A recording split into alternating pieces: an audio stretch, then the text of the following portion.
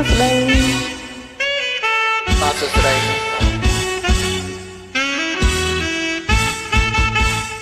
ស្បាត់ស្បា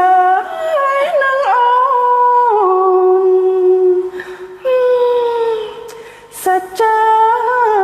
ថាមិនកិនចាយ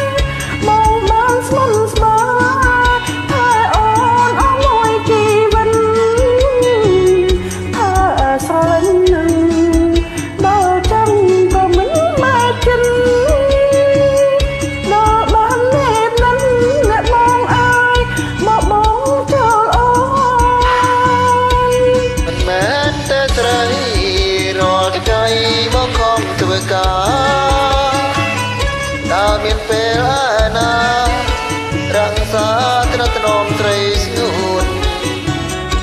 បងមិនចោលទេស្នេហ៍អើយខំតែតំខ្លួន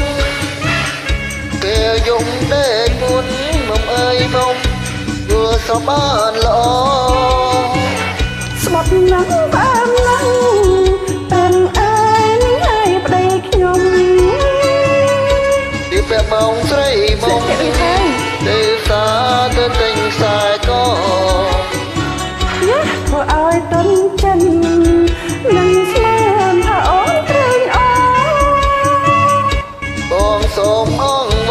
កនៅអូនអើយជុំក៏ទៀតហើយអត់ទៅផោញយកទៅ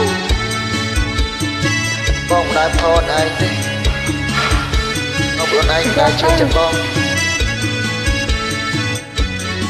តាមពិតទៅបងស្រឡាញ់ខ្លួនឯងខ្លាំងណាស់តែបងជាប់រវល់ធ្វើការពេលទៅធ្វើថែអូនបងទៅទៅផងណា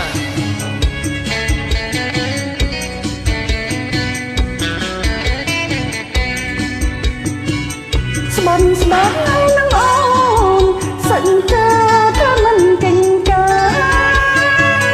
បងបានស្បន់ស្បាយហើយអូនអស់មួយជីវិត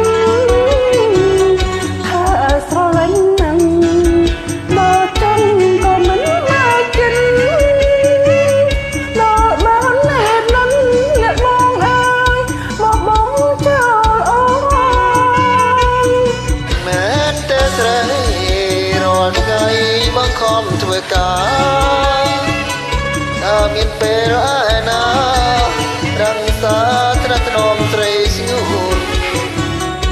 បងមិនចោលទេស្នេហ៍អើយកុំថាតំខ្លួនពេលយំដេកមុនមុំអើយមុំយល់សប្បានល្អស្មាត់ណាស់ផ្អែមណាស់ព្រាមអើយនេះហើយប្តីខ្ញុំលៀងពាក់មកស្រីមុំទៅសាទៅទិញខ្សែកយ៉ាធ្វើឲ្យទន់ចិន